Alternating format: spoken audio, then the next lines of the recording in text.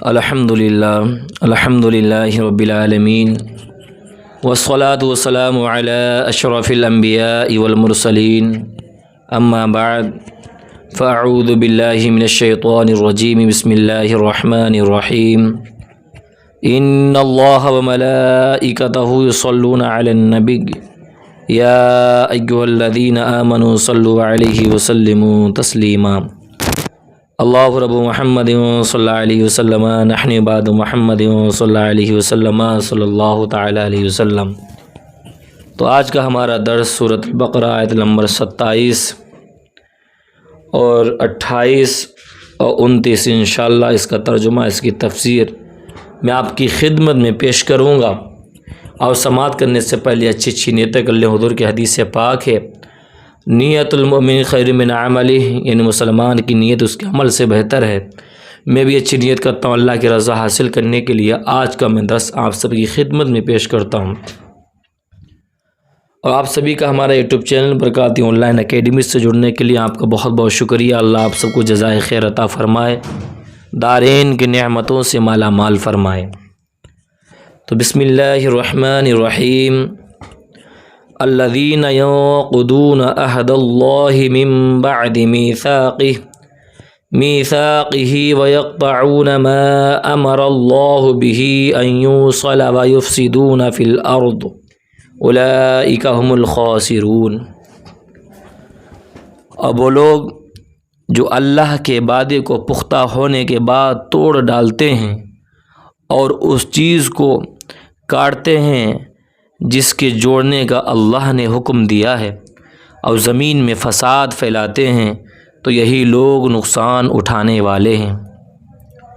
الذین ینقضون عہد اللہ، اور جو اللہ کا عہد توڑتے ہیں، اس سے وہ عہد مراد ہے جو اللہ تعالیٰ نے گزشتہ آسمانی کتابوں میں حضور سید عالم صلی اللہ علیہ وسلم پر ایمان لانے کے متعلق فرمایا تھا۔ ایک قول یہ ہے کہ عہد 3 ہیں۔ پہلا عہد وہ جو اللہ تعالیٰ نے تمام اولاد آدم سے لیا کہ اس کی ربوبیت کا اقرار کرے، اور اس کا بیان سورہ اعراف آیت نمبر 172 میں۔ دوسرا عہد انبیاء کرام علیہ السلام کے ساتھ مخصوص ہے کہ رسالت کی تبلیغ فرمائیں اور دین قائم کریں، اس کا بیان سورۃ الاحزاب آیت نمبر 7 میں۔ اور تیسرا عہد علماء کے ساتھ خاص ہے کہ حق کو نہ چھپائیں، یعنی جو تیسرا عہد ہے وہ کیا ہے؟ علماء کے ساتھ، کہ حق کو نہ چھپائیں۔ اس کا بیان سورہ آل عمران آیت نمبر 187 میں انشاءاللہ آئے گا۔ ما امر اللہ بہ، یعنی جس چیز کا اللہ نے حکم دیا، جن چیزوں کے ملانے کا حکم دیا گیا وہ یہ ہیں۔ نمبر 1 رشتہ داروں سے تعلقات جوڑنا۔ نمبر 2 مسلمانوں کے ساتھ دوستی محبت کرنا۔ نمبر 3 تمام انبیاء علیہ السلام کو ماننا۔ نمبر 4 تمام کتابوں کی تصدیق کرنا اور حق پر جمع ہونا۔ اب اس میں نمبر 1 پہ رشتہ داروں سے تعلقات جوڑنا۔ آج کہاں ہمارے تعلقات جڑ رہے ہیں؟ آج تو جو تعلقات ہمارے بنے ہوئے ہیں انہیں توڑا جا رہا ہے۔ آج اگر کوئی رشتہ دار پیسے میں کمزور ہے، غریب ہے، تو اس کے پاس پیسہ ہے، رشتہ توڑ دیا صرف اس وجہ سے کہ وہ ہمارے برابر کا نہیں ہے۔ ہم نے صرف رشتہ اسی لیے توڑ رہے ہیں کہ وہ غریب ہے، وہ میرے گھر آئے گا تو میری معاشرے میں بے عزتی ہوگی۔ اللہ اکبر! خود کو مسلمان کہلانے والوں کے حال ہیں یہ۔ اور فرمایا دوسرے مسلمانوں کے ساتھ دوستی محبت کرنا۔ آج کہاں ہم مسلمانوں میں آپس میں محبت ہے؟ اللہ تعالی ہمیں آپ کو عمل کی توفیق عطا فرمائے۔ اور ان کو قطع کرنے کا معنی یہ ہے کہ رشتہ داروں سے تعلق توڑنا، انبیاء علیہ السلام کو نہ ماننا اور اللہ تعالیٰ کی کتابوں کی تصدیق نہ کرنا۔ کیف تکفرون باللہ وکنتم امواتا فاحیاکم ثم یمیتکم ثم یحییکم ثم الیہ ترجعون۔ اور فرمایا تم کیسے اللہ کے منکر ہو سکتے ہو، حالانکہ تم مردہ تھے تو اس نے تمہیں پیدا کیا، پھر وہ تمہیں موت دے گا، پھر تمہیں زندہ کرے گا، پھر اسی کی طرف تمہیں لوٹایا جائے گا۔ کیف تکفرون باللہ، تم کیسے اللہ کے منکر ہو سکتے ہو۔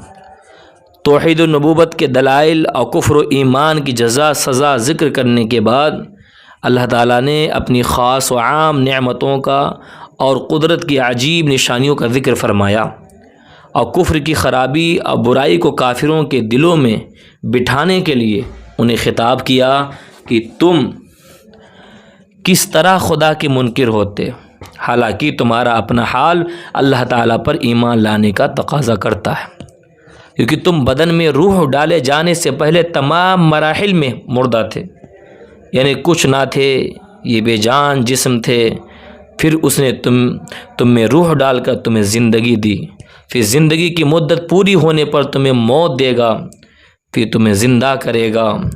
اس سے یا تو قبر کی زندگی مراد ہے جو سوال کے لیے ہوگی، یا قیامت کی، پھر تم حساب و کتاب اور جزا کے لیے اس کی طرف لوٹائے جاؤ گے۔ تو اپنے اس حال کو جان کر تمہارا کفر کرنا نہایت عجیب ہے۔